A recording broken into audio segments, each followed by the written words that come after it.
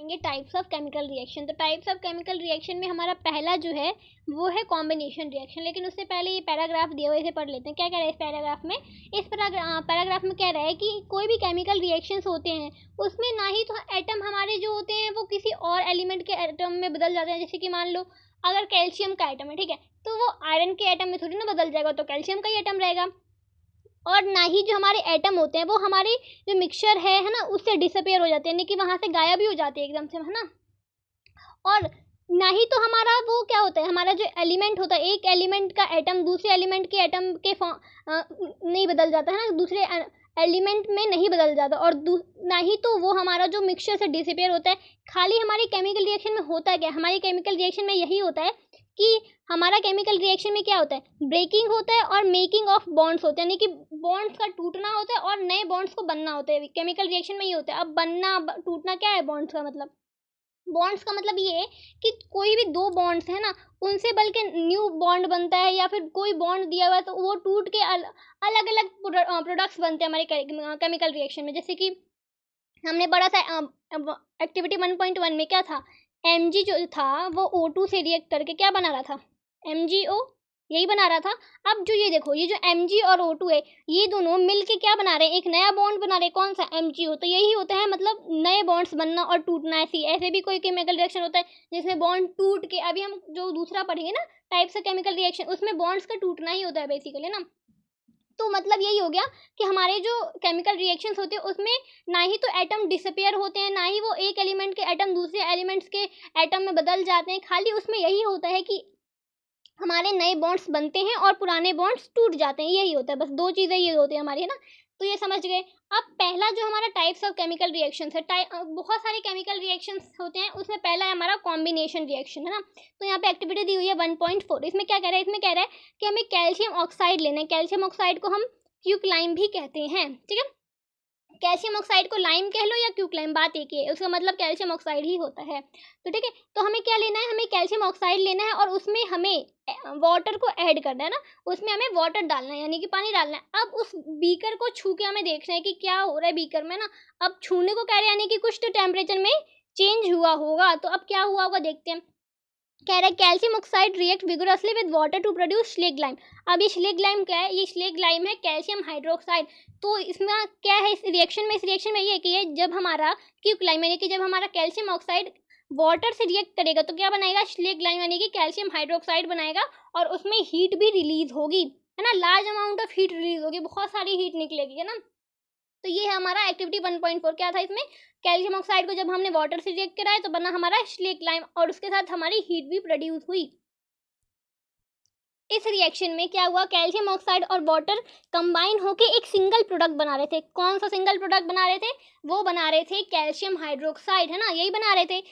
जब calcium oxide को react कराया हमने वाटर से तो हमारा बना एक सिंगल प्रोडक्ट, क्या बनाया था, कैल्शियम हाइड्रोक्साइड बना था। अब ऐसे रिएक्शन जिसमें एक सिंगल प्रोडक्ट बने, दो या दो से ज़्यादा रिएक्टेंट जब रिएक्ट करते हैं और एक सिंगल प्रोडक्ट बनाते हैं तो उस तरह के रिएक्शन को क्या कहते हैं, कॉम्बिनेशन रिएक्शन। इसके नाम ही से हमें पता चल रहा है कि कोई चीज़ कंबाइन होकर कोई एक नया प्रोडक्ट बना रही है ना। तो कॉम्बिनेशन रिएक्शन में ये होता है कि एक chemical reaction in which a single product is formed from two or more reactants is known as a combination reaction, यानी कि दो या दो से ज़्यादा रिएक्टेंट जब रिएक्ट करके एक सिंगल प्रोडक्ट बनाते हैं तो उस तरह के रिएक्शन को हम कहते हैं कॉम्बिनेशन रिएक्शन, ठीक है। ये हो गया हमारा कॉम्बिनेशन रिएक्शन। अब हमें यहाँ पे दिया हुआ है एक बॉक्स। अब इस बॉक्स में देखते हैं क्या है, इसमें क्या रखा है, इसमें क्या रखा है, जब हमारा जो सॉल्यूशन जो बना स्लेग लाइम का, जो हमने एक्टिविटी यहाँ पे की है, इस एक्टिविटी में क्या बना था, स्लेग लाइम ही तो बना था, कैल्शियम हाइड्रोक्साइड। तो ये जो कैल्शियम हाइड्रोक्साइड है, स्लेग लाइम, ये जो हमने 1.13 में हमें मिला था, प्रोड्यूस हुआ था इस रिएक्शन में, तो क्या ये हमें ना वाइट वॉश में हम यूज़ करते हैं इसे, यानी कि जो पुताई होती है दीवारों की, तो उस चीज़ में हम स्लेग लाइम को यूज़ करते हैं। कैसे, ये जो स्लेग लाइम है जब इसकी पुताई हम दीवारों पे कर देते हैं, ठीक है, तो ये हमारे एटमॉस्फेयर है, इसमें तो बहुत सारी गैसेस प्रेजेंट है, तो इसमें तो CO2 भी प्रेजेंट होता है। तो ये जो कैल्शियम हाइड्रोक्साइड है ये CO2 से रिएक्ट करके क्या बना लेता है, एक thin layer of calcium carbonate on the wall. ये कार्बन डाइऑक्साइड से रिएक्ट करके एक पतली सी लेयर बना लेता है हमारी दीवारों पर। किस चीज़ की लेयर, वो होती है कैल्शियम कार्बोनेट की लेयर, ठीक है। अब calcium carbonate is formed after 2 और 3 days of white washing and gives a shiny finish to the wall.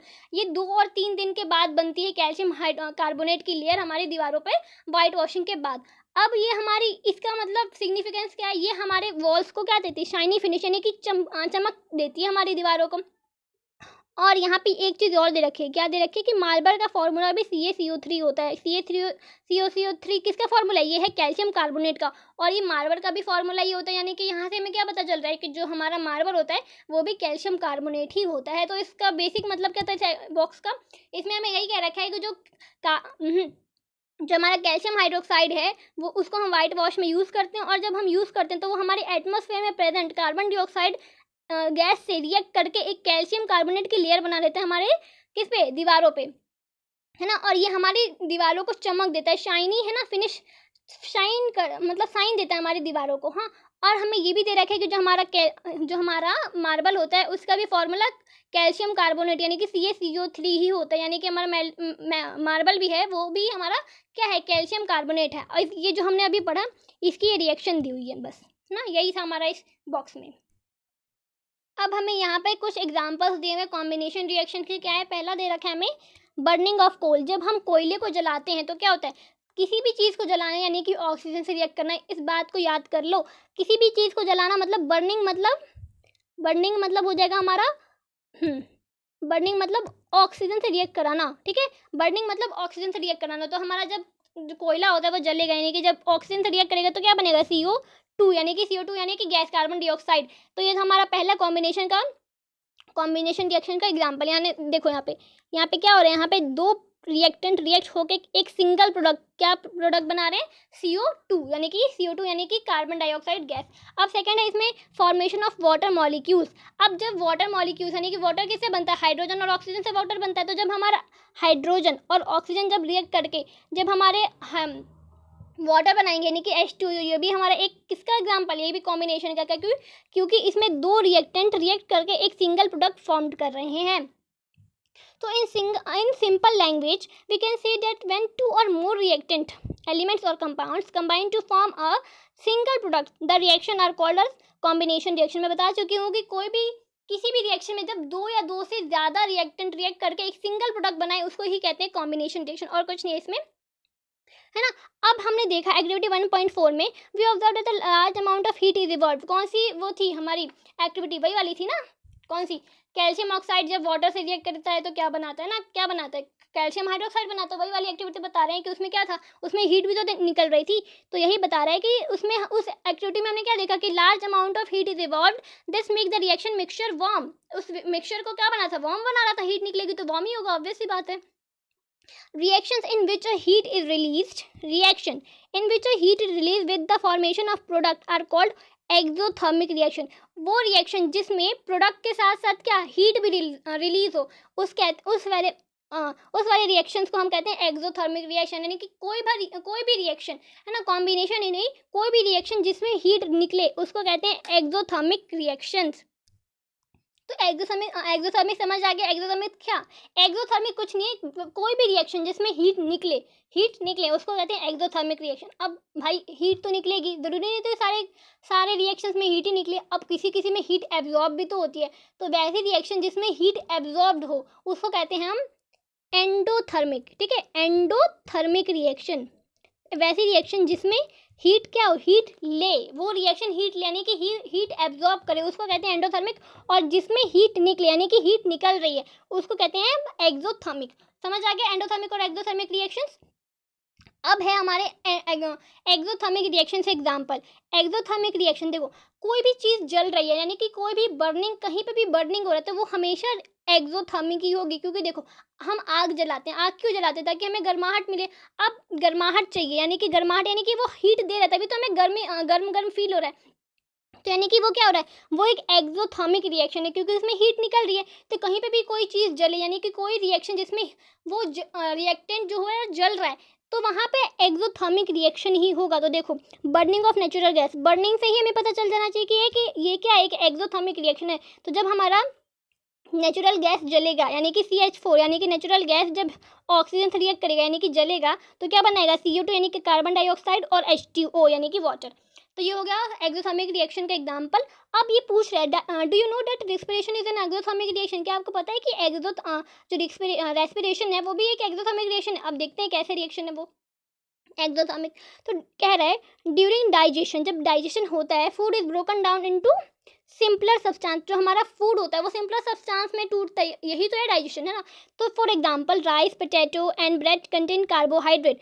तो ये सब जो चीज़ें दे रखे हैं राइस, पोटैटो, ये सब क्या कंटेन करती है, हाइड्रोकार्बन मतलब कार्बोहाइड्रेट होता है ना इसमें, इन सब में कार्बोहाइड्रेट होता है, ठीक है, इसमें कार्बोहाइड्रेट होता है। अब these carbohydrate are broken down to form glucose, जब भी हम कार्बोहाइड्रेट को छोटे फॉर्म में कन्वर्ट करते हैं, यानी कि ब्रोकन डाउन होता है ना जो हमारे बॉडी में, तो वो ग्लूकोज फॉर्म करता है। तो this glucose combine with oxygen, ये ग्लूकोज जब हमारे सेल्स में ऑक्सीजन से कंबाइन होता है एंड प्रोवाइड एनर्जी, ये ऑक्सीजन से कंबाइन होकर हमारे सेल में क्या हमें प्रोवाइड करता है, ये एनर्जी प्रोवाइड करता है। इसी चीज़ को हम क्या कहते हैं, इसी चीज़ को हम कहते हैं रेस्पिरेशन, है ना। ये जो ग्लूकोज है वो ऑक्सीजन से कंबाइन होके क्या देता है हमें, एनर्जी प्रोवाइड कराता है, इसी को हम रेस्पिरेशन कहते हैं। अब इसको पूरे अच्छे से इस प्रोसेस को हम पढ़ेंगे चैप्टर 6 में, ठीक है। यहाँ पे हमें जो पढ़ा हमने इसका रिएक्शन दी हुई, क्या दी हुई, ग्लूकोज यानी कि C6H12O6 जब ऑक्सीजन से रिएक्ट करेगी तो क्या बनाएगी, C6CO2 यानी कि कार्बन डाइऑक्साइड, और H2 यानी कि वाटर, और एनर्जी तो हमें देगी ही वो, ठीक है। अब कह रहा the decomposition of vegetable matter into compose is also an example of exothermic reaction. तो ये क्या कह रहा है कि जब भी डिकम्पोजिशन होता है वेजिटेबल्स मैटर का, वो भी एक क्या है, वो भी एक एक्सोथर्मिक रिएक्शन है ना। तो यहाँ पे लिख रखा है कि the decomposition of vegetable matter into compost is an example of exothermic reaction, है ना। तो यही कह रहा है कि जो भी हम वेजिटेबल मैटर होते हैं उसको कंपोस्ट बनाने के लिए हम डालते हैं ना मिट्टी के अंदर, तो वो कंपोस्ट के क्या बनाते हैं, मैन्योर बनाते हैं ना। तो वो भी एक एक्सोथर्मिक एग्जांपल का रिएक्शन है। तो identify the type of the reaction taking place in activity 1.1 where heat is given out along with the formation of a single product. तो एक्टिविटी हमने 1.1 की थी, क्या की थी, उसमें मैग्नीशियम रिबन को जलाया था। अब उसको फाइंड करना है कि वो क्या है, वो एक्सोथर्मिक है या एंडोथर्मिक, है ना। तो हमने क्या किया था, where heat is given out, वहाँ से हीट निकल रही थी, बर्निंग होगा तो हीट तो निकलेगी। तो वो भी क्या है, वो भी एक तरह का एक्सोथर्मिक रिएक्शन है, वो भी क्या है, वो भी एक्सोथर्मिक रिएक्शन है, क्योंकि वो हम उसको बर्न कर रहे थे। तो किसी भी चीज़ को बर्न करोगे तो हीट तो निकलेगी। अब ये हो गया हमारा कॉम्पोजिशन रिएक्शन, है ना, कॉम्बिनेशन रिएक्शन हमने पढ़ लिया। अब हमारा है डीकम्पोजिशन रिएक्शन। तो डीकम्पोजिशन रिएक्शन में देखते हैं क्या है। तो इसमें एक्टिविटी दे रखी है 1.5, इसमें दे रखा है take about 2 gram ferrous sulphate crystals in a dry boiling tube. हमें लेना है फेरस सल्फेट क्रिस्टल्स, ठीक है। Note the colour of the ferrous sulphate crystal, उसका कलर भी हमें नोट करना है। हीट द बॉइलिंग ट्यूब में फेरस सल्फेट क्रिस्टल डाल कर उसको हीट करना है ना, और उसको हमें क्रिस्टल का कलर भी नोट करना है हीटिंग के बाद। अब इस रिएक्शन में देखते हैं क्या है। देखो, जब भी हम यहाँ पे दे रखा है रिएक्शन, हम यहीं पे देख लेते हैं। तो ये रहा हमारा यहाँ पे रिएक्शन दिया हुआ है, क्या दिया हुआ है, जब भी हम फेरस सल्फेट को हीट करेंगे तो क्या बनेगा, हमारा बनेगा फेरिक ऑक्साइड Fe2O3, है ना, और बनेगा SO2 यानी कि क्या, सल्फर डाइऑक्साइड, और बनेगा SO3 यानी कि सल्फर ट्राइऑक्साइड। तो यहाँ पे दे रखा है इस पैराग्राफ में, क्या कह रखा है, in this reaction you will observe that a single reactant break down to give simpler product. हम देख रहे हैं यहाँ पे सिर्फ एक ही रिएक्टेंट है और वो क्या हो रहा है, ब्रेक डाउन हो गए, हमें 3 सिंपल प्रोडक्ट्स दे रहा है ना। तो this is a decomposition reaction, इसमें यही कह रहा था डिकम्पोजिशन रिएक्शन है ये। अब डिकम्पोजिशन रिएक्शन बेसिकली होता क्या है, तो इस रिएक्शन में क्या होता है, देखो, those reactions in which a compound split up into 2 और more simpler substances are known as decomposition reaction. यानी कि ऐसे रिएक्शन जिसमें एक सिंगल रिएक्टेंट जो होता है वो ब्रेक डाउन होकर सिंपलर प्रोडक्ट्स हमें देता है, उसमें कहते हैं डिकम्पोजिशन रिएक्शन। इसमें डिकम्पोजिशन रिएक्शन में हमेशा याद रखना कि उसमें सिर्फ एक ही क्या होगा, एक ही हमारा रिएक्टेंट होगा और 2 या 2 से ज़्यादा हमारे प्रोडक्ट्स होंगे। तो हमारा यही है डिकम्पोजिशन रिएक्शन, यानी कि जिसमें एक रिएक्टेंट स्प्लिट होके बहुत सारे यानी कि 2 या 2 से ज़्यादा हमें प्रोडक्ट देता है ना, तो वही होता है डिकम्पोजिशन रिएक्शन। डिकम्पोजिशन रिएक्शन में हमेशा सिर्फ एक ही रिएक्टेंट होगा और 2 या 2 से ज़्यादा हमारे प्रोडक्ट होंगे। तो इसमें दे रखे हमें एक्टिविटी ये जो दे रखे इस वाले में, इसमें हमें बेसिकली यही फाइंड करना था कि उसका कलर क्या होगा, फेरस सल्फेट का और फेरिक ऑक्साइड का। तो हमें तो पहले ही यहाँ पे दे रखा है कि green colour of ferrous sulphate crystal, तो यानी कि हमें पता चल गया कि जो फेरस सल्फेट है वो कैसा है, वो हमारा है ग्रीन कलर का। अब हमें सिर्फ यही पता लगाना है कि जो हमारा फेरिक ऑक्साइड है उसका कलर क्या होगा। तो उसका कलर हमारा होता है बेसिकली क्या होता है हमारा, उसका होता है रेड ब्राउन, है ना।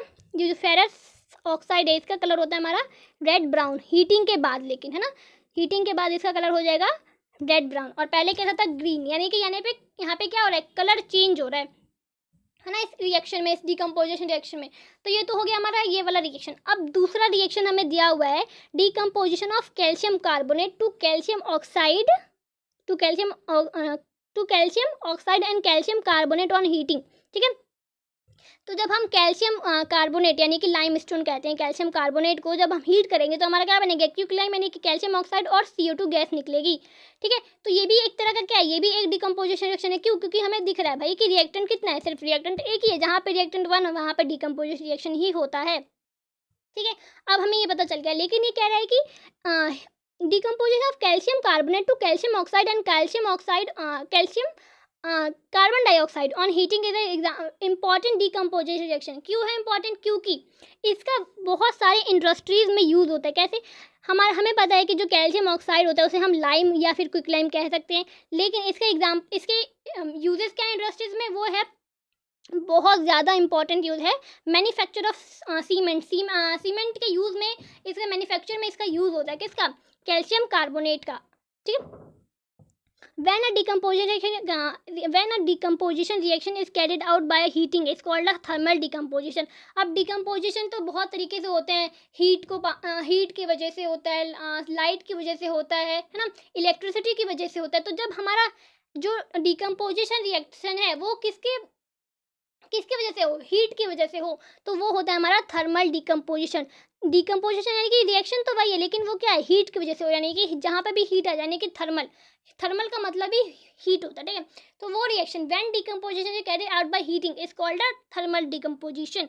तो थर्मल डिकम्पोजिशन वहाँ होता है जहाँ पे हमारा जो डिकम्पोजिशन हो रहा है वो हीट की वजह से हो रहा है, ठीक है। ये हो गया हमारा थर्मल डिकम्पोजिशन। अब हमें एक और एग्जांपल दे रखा है हमारा थर्मल डिकम्पोजिशन, क्या है इस एक्टिविटी 1.6 में, देखते हैं ना। तो इस एक्टिविटी में क्या रखा है इसमें कि हमें क्या लेना है, लेड नाइट्रेट का पाउडर लेना है और उसे बॉइलिंग ट्यूब में डाल देना और उसको बॉईल करना है, ठीक है। तो यानी कि बेसिकली उसको हीट करना है। तो क्या इसका रिजल्ट होगा, इसके हीट करने पे देखते हैं क्या होता है ना। तो हमारा दे रखा है यहाँ पे कि हमें लेड नाइट्रेट लेना है, तो हमें लेड नाइट्रेट ले लिया और उसको हीट भी कर लिया, ठीक है। अब जब हम हीट करेंगे तो क्या क्या बनेगा, क्या क्या निकलेगा, देखते हैं। तो यहाँ पे क्या रहा है कि you will observe the emission of brown forms, यानी कि हम देखेंगे कि ब्राउन कलर के फॉर्म्स निकल रहे होंगे। वो फॉर्म्स क्या है, वो फॉर्म्स होते हैं हमारे नाइट्रोजन डाइऑक्साइड, है ना। वो फॉर्म्स क्या होंगे, वो हमारे फॉर्म्स होंगे नाइट्रोजन डाइऑक्साइड, ब्राउन कलर के फॉर्म्स होंगे, ठीक है, ठीक है। तो जब भी हम लेड नाइट्रेट को हीट करेंगे तो हमारा एक ब्राउन कलर का फॉर्म्स निकलेगा, उसको क्या कहते हैं हम, वो है हमारा नाइट्रोजन डाइऑक्साइड। और ये पूरी रिएक्शन में क्या क्या निकलेगा, क्या क्या होगा, ये पूरा हमारा यहाँ पे दे रखा है। क्या दे रखा है कि लेड नाइट्रेट को जब हीट करेंगे, यानी कि हीट करने पे क्या हो रहा है, ये है हमारा थर्मल डिकम्पोजिशन रिएक्शन का एक एग्जाम्पल है हमारा ये वाला रिएक्शन, ठीक है। तो हीट से हमने इसको डिकम्पोज किया, है ना। तो क्या होगा, लेड नाइट्रोजन जब हम हीट करेंगे तो क्या बनेगा, हमारा बनेगा लेड ऑक्साइड बनेगा और नाइट्रोजन डाइऑक्साइड गैस निकलेगी और ऑक्सीजन भी एक गैस निकलेगी, ठीक है। तो ये पूरा रिएक्शन है हमारा, ये कौन सा, लेड नाइट्रेट का। जब हम हीट करेंगे तो क्या क्या बनेगा और कौन कौन सी गैसेज निकलेंगी। अब हमें दे रखी है एक्टिविटी 1.7। अब इस एक्टिविटी में हमें बेसिकली क्या करना है, हमें इलेक्ट्रोलिसिस ऑफ वाटर करना है, यानी कि जो वाटर का मॉलिक्यूल होता है क्या होता है, H2O होता है, उसको स्प्लिट करके हाइड्रोजन और ऑक्सीजन में इसको स्प्लिट कर देना है। तो इसको कहते हैं हम इलेक्ट्रोलिसिस ऑफ वाटर। और ये किसकी वजह से होता है, ये होता है इलेक्ट्रिसिटी की वजह से, ठीक है। तो इसलिए इसका नाम है इलेक्ट्रोलिसिस ऑफ वाटर। अब देखते हैं इस एक्टिविटी में बेसिकली करना क्या है। तो इसमें हमें कह रहा है कि हमें मग ले लेना है, उसके अंदर हमें वाटर भर देना है और उस वाटर के अंदर हमें क्या डालना है, उस वाटर के अंदर हमें डालना है डाइल्यूट सल्फ्यूरिक एसिड। अब ये सल्फ्यूरिक एसिड क्यों डाल रहे हैं मैं बता दूंगी, अभी पहले देख लेते हैं आगे। और हमें इलेक्ट्रोड्स भी लेने हैं 2, ठीक है। ग्रेफाइट रोड भी कहते हैं इसको। इलेक्ट्रोड ले लेना है और उसको एक 6 वॉट की बैटरी से कनेक्ट कर देना है ताकि इलेक्ट्रिसिटी उसमें पास हो सके, ठीक है। अब हमने डाल दिया, पानी भी डाल दिया, उसके अंदर सल्फ्यूरिक एसिड भी डाल दिया, इलेक्ट्रोड भी कनेक्ट कर दिए, बैटरी भी लगा दी। अब हमें क्या करना है, अब हमें करना है स्विच ऑन ताकि जो इलेक्ट्रिसिटी है वो पास होने लगे।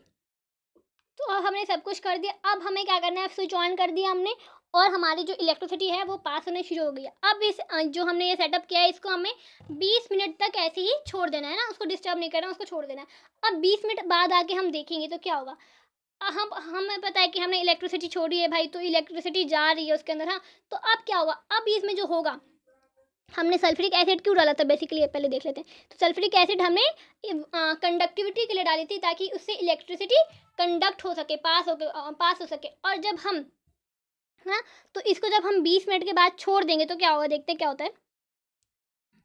अब जब हम इसे छोड़ देंगे तो क्या बनेगा, ये जो दो इलेक्ट्रोड्स है ना, इसमें एक है एनोड यानी कि पॉजिटिवली चार्ज इलेक्ट्रोड, और एक है कैथोड यानी कि नेगेटिवली चार्ज इलेक्ट्रोड। अब ये जो एनोड है और कैथोड है, इन पे हमें बबल्स दिखाई देंगे। अब वो बबल्स किस चीज़ के होंगे, तो देखो, जो एनोड है ना, उस पर हमें ऑक्सीजन के बबल्स दिखेंगे, ठीक है, ये यहाँ पे हमें ऑक्सीजन से बबल्स दिखेंगे। अब जो हमारा हाइड्रोजन यानी कि जो हमारा हाइड्रोजन है वो कहाँ पे दिखेगा, उसके बबल्स हमें दिखेंगे कैथोड पे। तो कैथोड पे जो बबल्स हैं वो हाइड्रोजन गैस के बबल्स हैं, और जो एनोड पे बबल्स आएंगे हमारे, वो होंगे हमारे ऑक्सीजन गैस के। अब ये कैसे आए वो हम बाद में पढ़ेंगे, कैसे आया है ना, हायर क्लासेस में पढ़ेंगे वो कैसे आया। तो ये हमारा हो गया, जब हमने सेटअप किया, इलेक्ट्रिसिटी पास की, तो हमारे दो इलेक्ट्रोड्स पे, एक पे ऑक्सीजन गैस के बबल्स निकले और एक पे हाइड्रोजन गैस के बबल्स निकले। तो हमें यहाँ से दिख के, यहाँ से हमारा क्या हुआ, यहाँ पे एक डीकम्पोजिशन रिएक्शन हो रहा है बेसिकली, है ना। और इस तरीके के डीकम्पोजिशन रिएक्शन को क्या कहते हैं हम, फोटोलिटिक डीकम्पोजिशन। इसमें बेसिकली इस रिएक्शंस में क्या होता है, इसमें क्या होता है, जो हमारा जो डीकम्पोजिशन होता है ना, वो इलेक्ट्रिसिटी की वजह से होता है ना। सॉरी, इसमें इलेक्ट्रिसिटी की वजह से नहीं, इलेक्ट्रिसिटी की वजह से डिकम्पोजिशन होता है हमारा इलेक्ट्रोलिटिक डिकम्पोजिशन में। ये हमारा जो एग्जांपल है वो है इलेक्ट्रोलिटिक डिकम्पोजिशन का, ठीक है। ये इलेक्ट्रोलिटिक डिकम्पोजिशन का रिएक्शन है हमारा, है ना, एग्जांपल है हमारा इलेक्ट्रोलिटिक डिकम्पोजिशन। और जो फोटोलिटिक में कह रही थी वो अभी हम इसके बाद ही जस्ट पढ़ने वाले हैं। तो इलेक्ट्रोलिटिक में क्या होता है, हमारा जो डिकम्पोजिशन होता है वो इलेक्ट्रिसिटी की वजह से होता है। और यहाँ पे भी हमने देखा कि जो हमारा हाइड्रोजन का मॉलिक्यूल्स थे, वाटर है ना, थे, वाटर डाला था हमने, तो हाइड्रोजन के मॉलिक्यूल्स ही होंगे, मतलब वाटर के मॉलिक्यूल्स ही होंगे इसमें। तो क्या होगा, H2 होगा।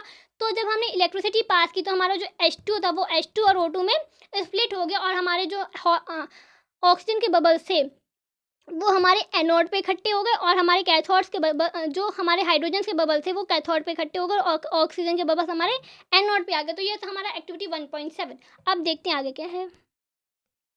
अब हमारा है एक्टिविटी 1.8। अब एक्टिविटी 1.8 में हमें करना है कि जो हमें सिल्वर क्लोराइड होता है उसको हमें ले लेना है एक चाइना डिस्क में, ठीक है। और उसका पहले वो से उसका कलर क्या होता है, तो इसका कलर क्या होगा, इसका कलर हम देखते हैं क्या होता है, ठीक है। तो हमें सिल्वर क्लोराइड ले लेना है, ठीक है, और उसका कलर पूछ रहा है ये। और उस सिल्वर क्लोराइड को हमें सनलाइट में थोड़ी देर के लिए छोड़ देना। अब हमें पूछ रहा है कि जब सनलाइट में छोड़ देंगे तो उसके बाद इसका कलर क्या आएगा, ठीक है। तो अब सिल्वर क्लोराइड हमने ले लिया और इसको हमने सनलाइट में थोड़ी देर के लिए छोड़ भी दिया। और उसके बाद पूछा है सनलाइट के छोड़ने के बाद उसका कलर क्या होगा, है ना। और कलर इसका पहले का भी कलर पूछ रहा है और बाद का भी कलर पूछ रहा है। तो पहले का कलर इसका हो जाएगा वाइट। जब हमने सिल्वर क्लोराइड लिया था, जब इसको हमने सनलाइट में नहीं रखा था, तो उसके पहले का कलर था वाइट। अब जब इसको हमने सनलाइट में छोड़ दिया कुछ देर के लिए तो उसका कलर क्या हो गया, उसका कलर हो गया हमारा ग्रे हो गया हमारा कलर उसका, ठीक है। तो हम देख रहे हैं भाई, जब हम सनलाइट में छोड़ दिया तो इसका कलर चेंज क्यों हुआ, तो ये हो गया डिकम्पोजिशन की वजह से। वो जो हमारा सिल्वर क्लोराइड था वो डिकम्पोज हो गया। कैसे, देखो, the white colour silver chloride turns grey in sunlight. जो वाइट कलर का सिल्वर क्लोराइड था हमारा वो ग्रे हो गया सनलाइट में। This is due to the decomposition of silver chloride. क्यों हुआ, ये डिकम्पोजिशन की वजह से हुआ। किसका डिकम्पोजिशन हुआ, यहाँ पे सिल्वर क्लोराइड का डिकम्पोजिशन हो गया इनटू सिल्वर एंड क्लोरीन, ठीक है, बाय लाइट की वजह से हुआ। यानी कि जहाँ पे भी डिकम्पोजिशन लाइट की वजह से हो तो वो होता है हमारा फोटोलिटिक डिकम्पोजिशन। जहाँ पे लाइट की वजह से डिकम्पोजिशन है वो हमारा होता है फोटोलिटिक डिकम्पोजिशन। अब इसका एग्जाम, ये जो हमने पढ़ा ये एक्टिविटी में, ये इसका रिएक्शन ये दे रखा है। हमारा क्या था पहले, हमारा था सिल्वर क्लोराइड था पहले, और जब हम इसको हमने सनलाइट की प्रेजेंस में छोड़ दिया कुछ देर तो किस में स्प्लिट हो गया, ये तो हो गया हमारा किसमें, सिल्वर में और क्लोरीन गैस में। तो ये था हमारा एक्टिविटी 1.1। और आगे देखते हैं क्या है। अब आगे उसी की तरह एक और एग्जांपल दे रखे हैं। क्या दे रखा है, हमें दे रखा है ये हमें दे रखा है सिल्वर ब्रोमाइड। अब सिल्वर ब्रोमाइड भी सेम उसी की तरह, किसकी तरह, सिल्वर क्लोराइड की तरह बिहेव करता है। जब इसको हम सनलाइट में छोड़ देंगे, इसे किसको, सिल्वर ब्रोमाइड को जब हम सनलाइट की प्रेजेंस में छोड़ देंगे तो ये किस में स्प्लिट हो जाएगा, ये हो जाएगा हमारा सिल्वर में और ब्रोमीन में। तो the above reaction are use in black and white photography. ये बहुत इंपॉर्टेंट है, याद कर लेना, आ जाता है एमसीक्यू में। क्या ये जो दोनों रिएक्शन है, कौन सी रिएक्शन, ये जो सिल्वर ब्रोमाइड वाली और सिल्वर क्लोराइड वाली, जब इसको सनलाइट में छोड़ते हैं तो क्या होता है, इन दोनों रिएक्शन को किस चीज़ में यूज़ करते हैं, ब्लैक एंड वाइट फोटोग्राफी में बहुत यूज़ होता है, ठीक है। तो what form of energy is causing this decomposition reaction, तो हमें पता है कौन सी फॉर्म ऑफ एनर्जी इस तरह के डिकम्पोजिशन को कर रही है, कौन सी, सनलाइट, यानी कि लाइट, बेसिकली लाइट कह सकते हैं, है ना। कौन सी फॉर्म ऑफ एनर्जी, लाइट, यानी कि सनलाइट हमें ये डिकम्पोजिशन कर रही है। We have seen that the decomposition reaction require energy either in the form of heat, light और इलेक्ट्रिसिटी। हमने देखा है कि जो डिकम्पोजिशन रिएक्शन होता है उसमें एनर्जी तो रिक्वायर्ड होती है, चाहे हीट की फॉर्म में हो। हीट की वाली कौन सी थी डिकम्पोजिशन, थर्मल डिकम्पोजिशन। लाइट वाली डिकम्पोजिशन यानी कि फोटोलिटिक डिकम्पोजिशन, और इलेक्ट्रिसिटी यानी कि इलेक्ट्रोलिटिक डिकम्पोजिशन, यानी कि इन सब में किसी ना किसी फॉर्म ऑफ एनर्जी की रिक्वायरमेंट तो होती है डिकम्पोजिशन रिएक्शन को करने के लिए। For breaking down the reactants, है ना, रिएक्टेंट को ब्रेक डाउन करने के लिए इन तीनों में से कोई ना कोई तो हमें चाहिए ही, ठीक है। Reaction in which energy is absorbed are known as endothermic reaction. तो हमें पता है कि कोई भी रिएक्शन जिसमें हीट एब्जॉर्ब हो रही हो तो उसको क्या कहते हैं, एंडोथर्मिक रिएक्शंस। तो ये बात ध्यान रखना है, जितनी भी हमारी डिकम्पोजिशन रिएक्शंस होती हैं वो ज़्यादातर हमारी क्या होती है, एंडोथर्मिक ही होती है, यानी कि डिकम्पोजिशन रिएक्शन में हमें हीट किसी ना किसी फॉर्म में चाहिए ही होती है। तो हमें पता चल गया कि हमने पहले भी देखा था कि एंडोथर्मिक क्या होता है। एंडोथर्मिक रिएक्शंस वो रिएक्शंस होते हैं जिसमें हमें क्या एनर्जी चाहिए होती है ना, किसी भी फॉर्म में। तो ये होता है हमारा क्या, एंडोथर्मिक रिएक्शंस। अब देखते हैं हमारा आगे तीसरा जो हमारा टाइप्स ऑफ केमिकल रिएक्शन है वो है डिस्प्लेसमेंट रिएक्शन।